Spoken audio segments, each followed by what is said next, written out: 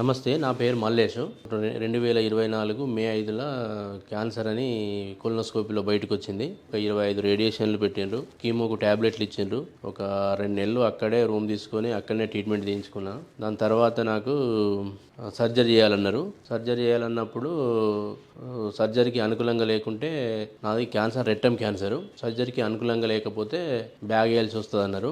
అప్పుడు ఆ బ్యాగ్ నాకు కొంచెం ఇష్టం లేక, నేను బ్యాగ్ వద్దు సార్ అంటే కంపల్సరీ వేయాల్సిందే అని అక్కడ డాక్టర్ చెప్పిండ్రు.